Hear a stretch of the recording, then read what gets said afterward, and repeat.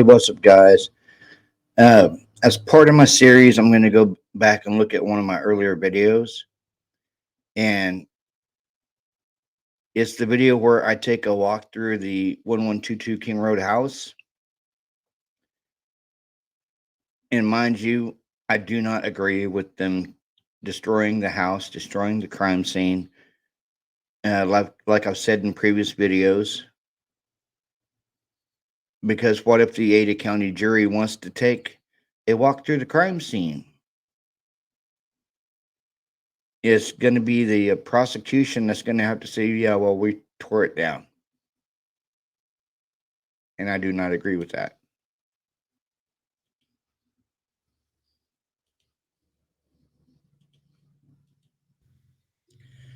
Hey, guys. Hey, what do we know about what Dylan supposedly saw that night in the house? According to the PCA, she saw a man clad in black with a black face mask on and bushy eyebrows. What if I can throw a little bit of question to that? I did some digging last night and I found a 3D rendering of the house on Reddit. And I took a tour through the house in the daytime and at nighttime. How can Dylan hear the sound of somebody crying from Xana's room when Xana's room is down a long hallway, like away from Dylan's room? And Dylan claims that she opened her door and saw a man clad in black with bushy eyebrows. I just can't get past that statement. So I took a tour through the house at night. And yeah, it was too dark in there that night for her to see anything. And I'll even prove it by taking y'all on a little tour with me through the house during the daytime and the nighttime and let y'all make your own assumptions. Because I don't believe the PCA. I don't believe Dylan's statement. And seeing what I saw last night, yeah, I don't believe it even more. And I do have a satellite view of the house and how close Queen Road Apartments was where Enon Harsh was living. He was a stone's throw away from the house. But let me get into this, guys, and I'll show you what I have learned.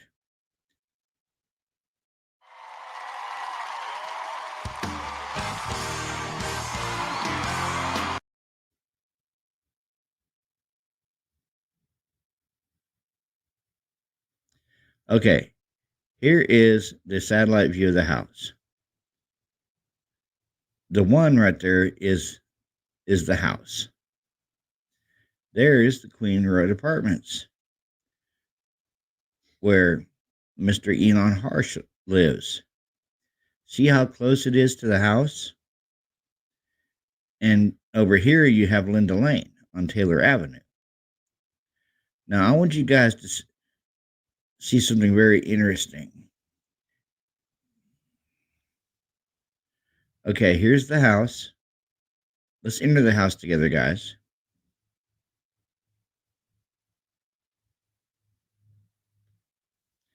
Okay, here's Bethany's bedroom. You see how small her bedroom was? This is like really freaking small.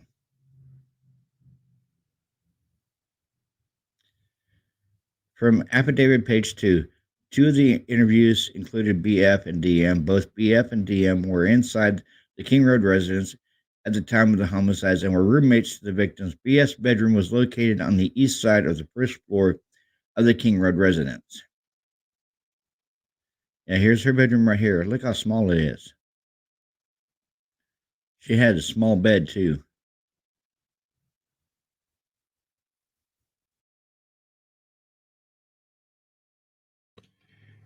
See, I still don't understand why the crime scene is gone. The only thing I can think of is, was money motivated? Because they were going to build a healing garden on the land where the King Road house stood. But Ethan Chapin's sister and brother said that they didn't want it built there because it would be a stark reminder of the House of Horrors that stood there. So they talked the university into building it on the university itself. But the healing garden is really, really small. So what did the university do with the rest of the money that they got for the healing garden? It just makes you wonder.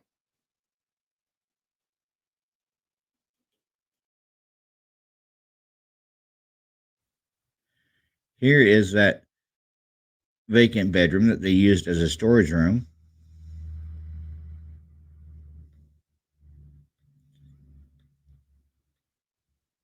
How small this storage room was.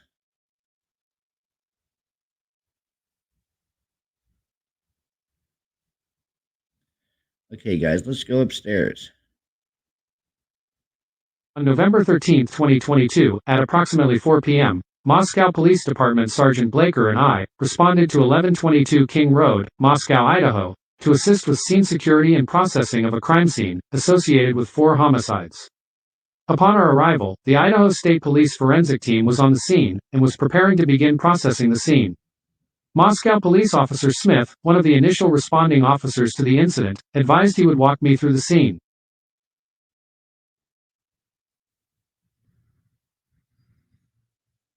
Okay, guys, here is the living room. I want to note that the forensic team spent an awful lot of time in that living room. Makes you wonder if they found anything, because they spent a lot of time in the living room and in the kitchen.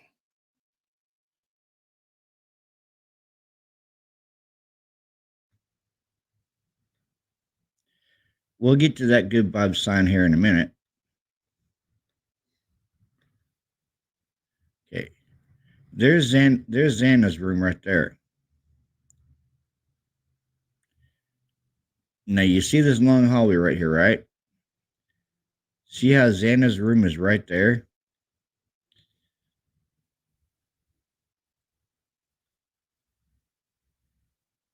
Here is Dylan's room. Okay. Dylan's room is right here, which means the killer would have to walk right past her room to get to the third floor. Okay, Dylan's room right here.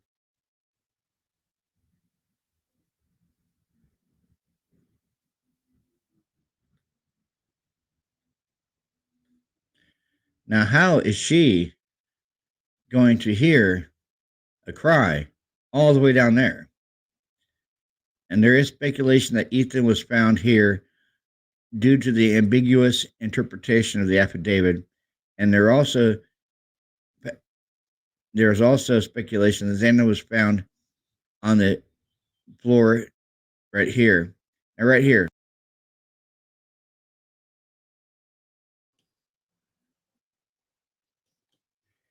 Kathy Mabbitt has stated in interviews that they were all stabbed to death and they were all in their sleep. Well, stuff has come out, as we all know, that kind of throws shade on what she has stated and just the way she gets defensive in interviews.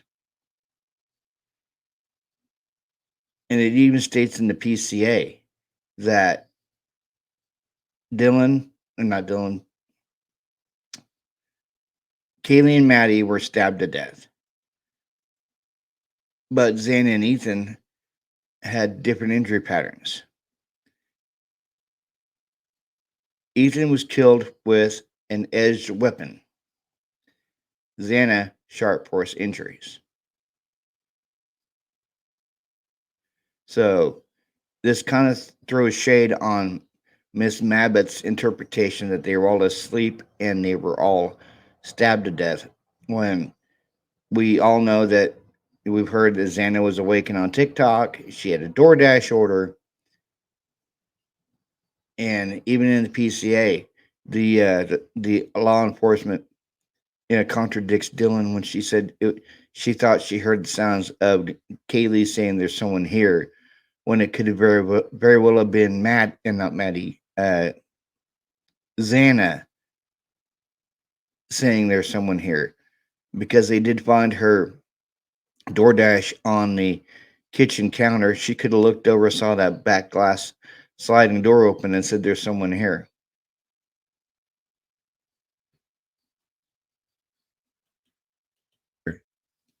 Speculation that Ethan was found here due to the ambiguous interpretation of the affidavit. And there's also speculation that Dylan was found on the bed.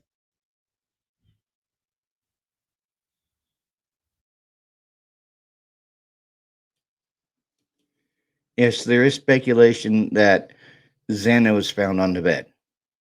I don't know why I said Dylan in that video, but there's also speculation that Ethan was on the bed and Xana was on the floor.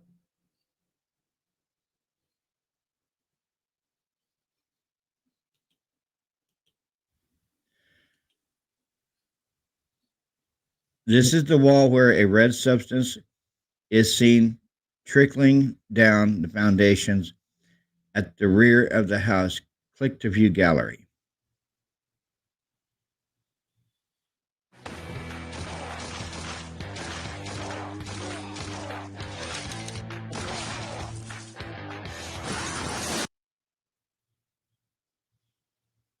Yeah, we know, guys.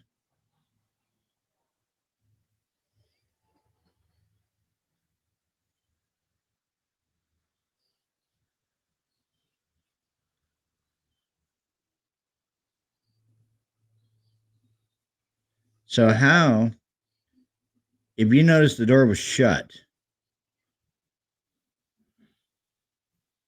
so how can Miss Mortensen, who's right there,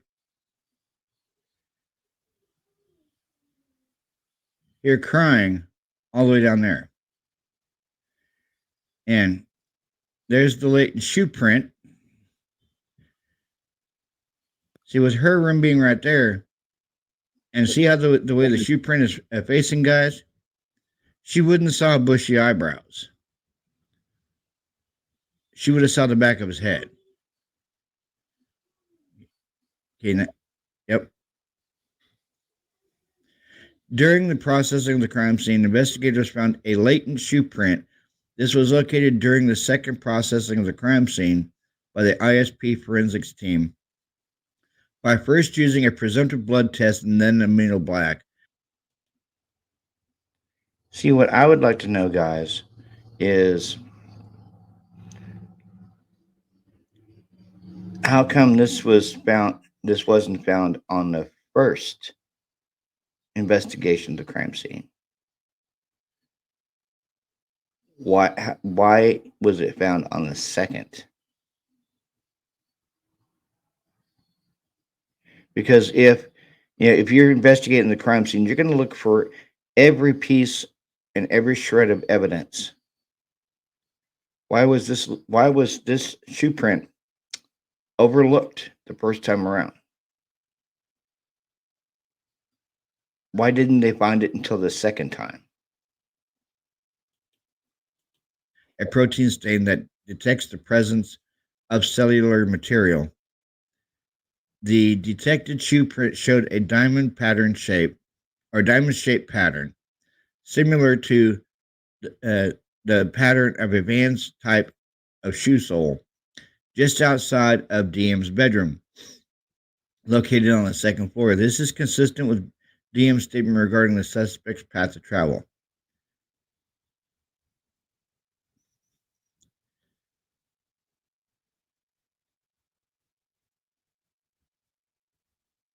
Okay, let's go to the third floor.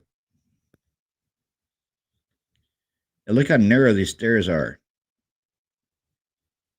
Only wide enough for one.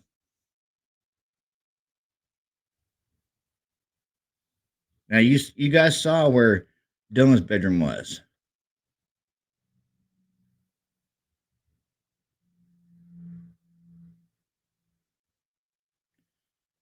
Let's go here again.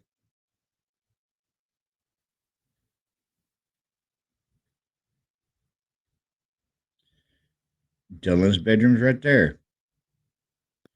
Let's see who is above her.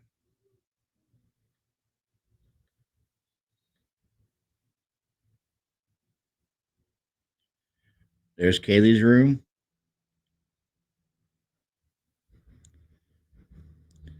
Murphy the dog was in this room during the murders. A cute little pooch, though.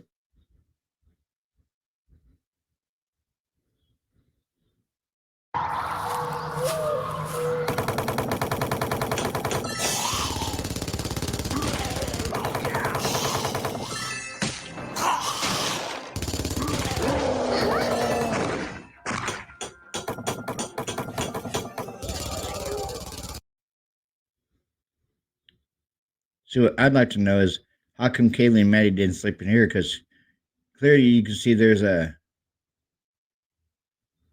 exit.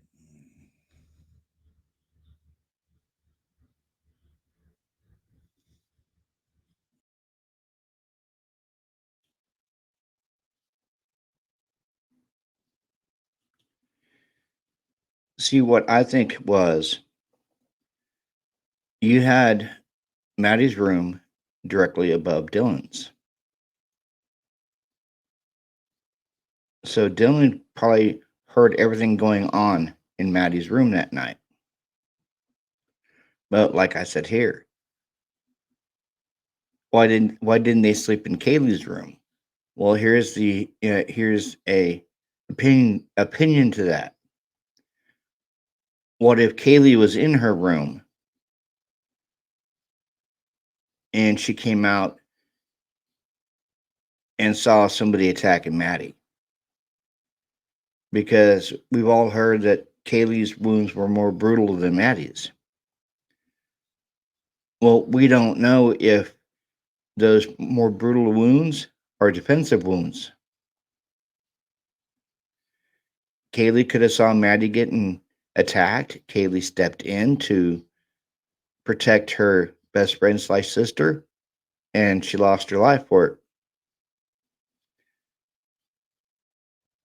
But the whole Dylan thing, she heard what she thought was Kaylee playing with her dog.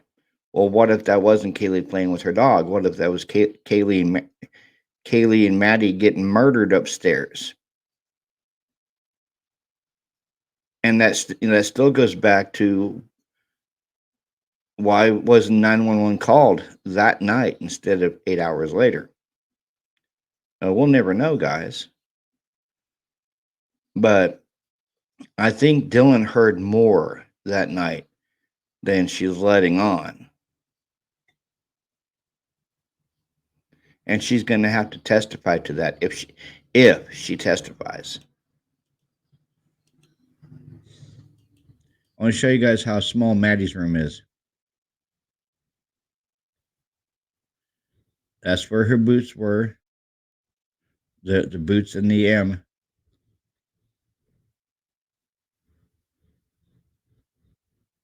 As I entered this bedroom, I could see two females in the single bed in the room. Both Goncalves and Mogan were deceased with visible stab wounds. I also later noticed what appeared to be a tan leather knife sheath laying on the bed next to Mogan's right side, when viewed from the door. The sheath was later processed and had K-Bar, USMC, and the United States Marine Corps Eagle Globe and anchor insignia stamped on the outside of it. The Idaho State Lab later located a single source of male DNA, left on the button snap of the knife sheath. Okay, here's where Madison and Kaylee were found in the bed. Now, look down here. They're up here. So how can it be laying on her right side?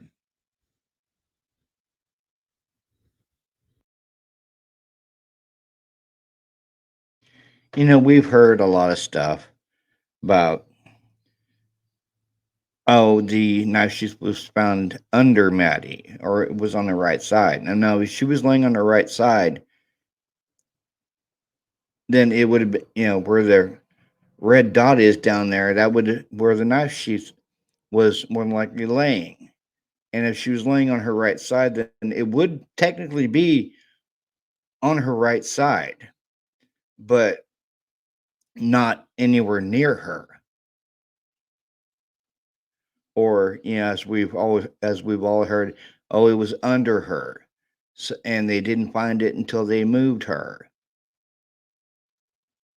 But you can clearly see right where that knife sheath was found, and it was found laying near the foot of the bed on her right side.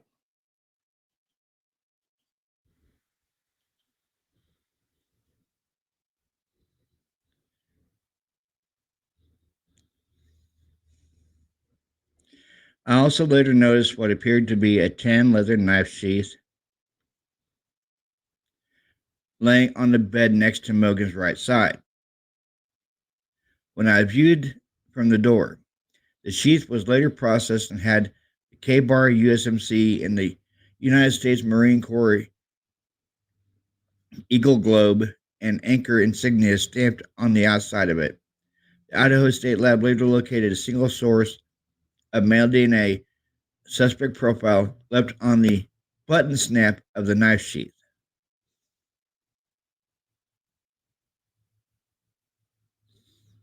That is, they found it down here. That is no way laying next to Maddie.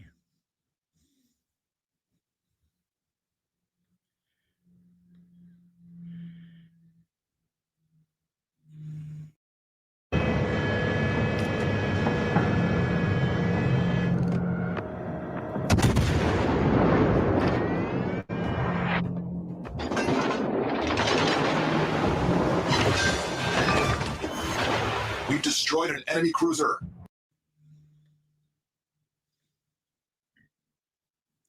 Now I want to get to the whole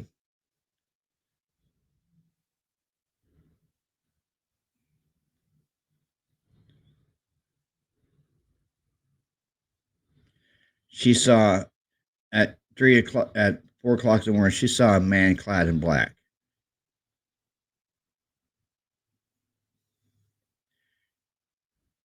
And I'm going to see how dark it is in there, guys? You got that one hallway light and a barely visible good signs light, good vibes light. Now I want to take it to where supposedly view DM's view when seeing the intruder as he exited via the kitchen sliding doors. Okay, let's see what she supposedly saw. Look at that, pitch black. That's too dark to see bushy eyebrows, is it not, guys?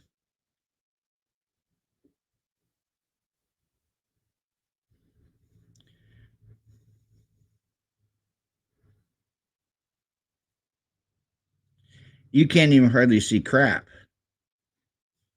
let alone.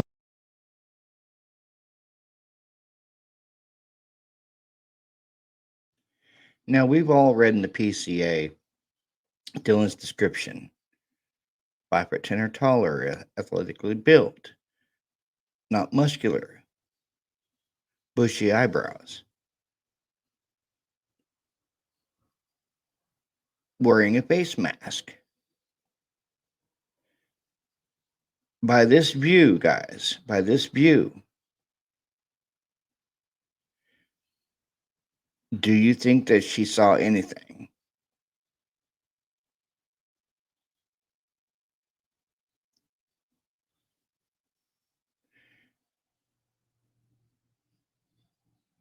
Because it doesn't state he had a ball cap on or anything. It just says mask covering nose and mouth.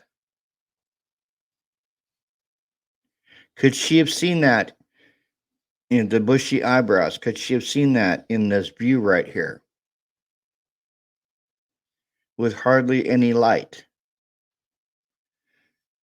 Let me know down in the comment section, guys, your thoughts, theories, and opinions on this view right here. A man with bushy eyebrows, because look right there. You could barely see the latent shoe print.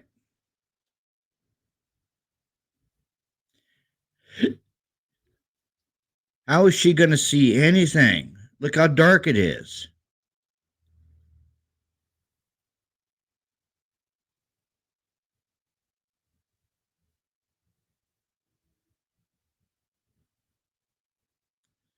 Look how dark it is, guys.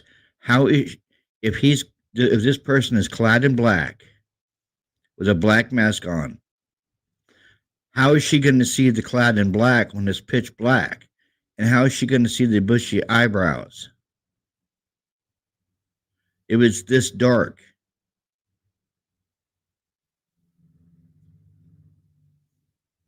I'm sorry. I call bullshit. I call bull crap on Dylan's eyewitness statement. Because look how dark it is. You can't even hardly see anything. You wouldn't be able to see a man with bushy eyebrows at all.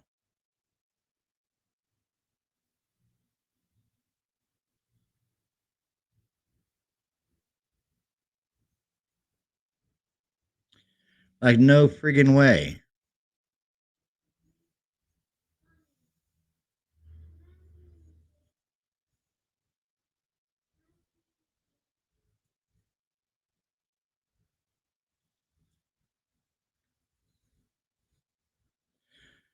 I'm sorry, but Dylan's completely full of junk. You can't see anything at 4 o'clock in the morning. Because he was right there. He was already past the good vibes light. So yeah, you can't see anything.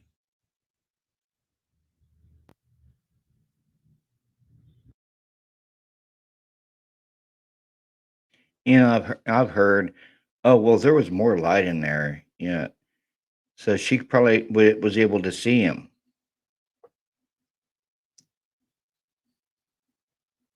The only light I've seen was the garland light that was hanging on the back patio. But this right here kind of draws into question exactly what Dylan did see that night. Because with how dark it is right there, especially right there where the red shoe print is, you wouldn't be able to see bushy eyebrows.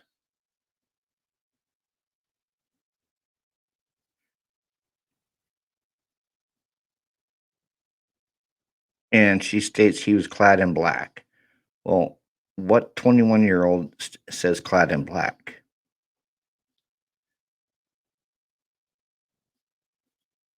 I call BS when I see it. And this whole PCA narrative is BS.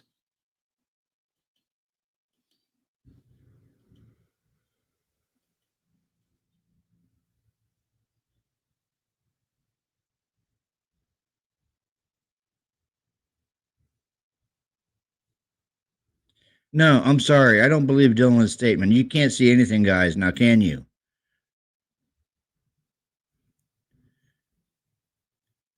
I'm glad I came across this little piece of informative information. Like always, like, subscribe, and share my channel. Hit that bell notification for any new uploads. And let me know what you guys think down in the comments.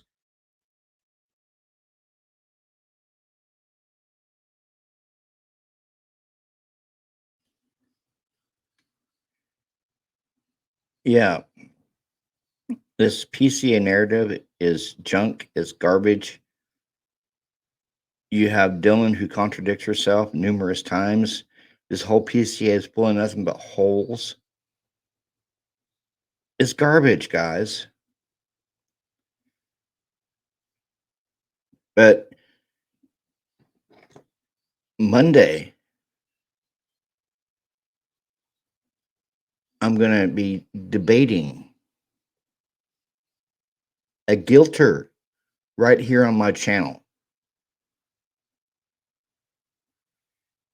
He's a friend of mine. I've known him for a lot of years. And he's not in the true crime community because he thinks that we're all conspiracy theorists, because we won't accept the fact in his eyes, mind you guys, in my friend's eyes, BK is 100% guilty. He 100% did it.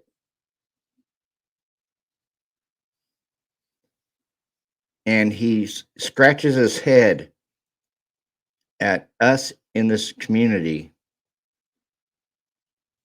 on why a huge percentage of us don't buy into the mainstream media narrative and the the PCA narrative.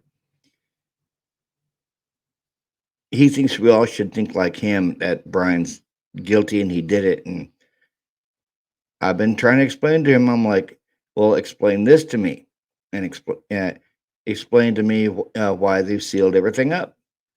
And he said, well, they always do that just so the person can get a fair trial. I said, well, explain why they tore the house down. Why they tore the crime scene down. And he actually agreed with me that it was a bad idea. They shouldn't have done it. And he said that's the one thing he will agree with me on, is that they shouldn't have torn it down. But I'm going to have him here on my channel on Monday around 8 p.m. And we're going to have a debate. Now I'm going to try to make it a civil debate. Yeah, I'm not going to promise it's not going to get heated between us, even though we're friends. But y'all are welcome to tune in. And we're also going to be taking questions that night too. So, if you want to tune in, ask some questions, and witness a actual true guilter that's not in the true crime community, Monday at 8 p.m.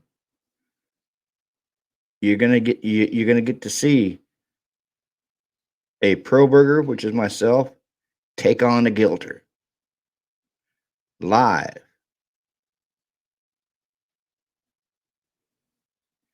And I kind of want to watch him squirm.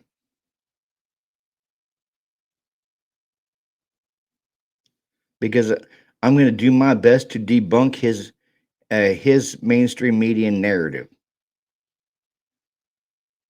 Like always, guys, like, subscribe, comment on my channel, hit that bell notification for any new uploads, and make sure I've already posted the upcoming live for Monday on my page. So if you want to tune in and watch, make sure you hit that notify me button. It should be a wild night Monday and an awesome live, and I hope to see you guys there. This is Robert with True Crime Podcast. I'm out. Peace.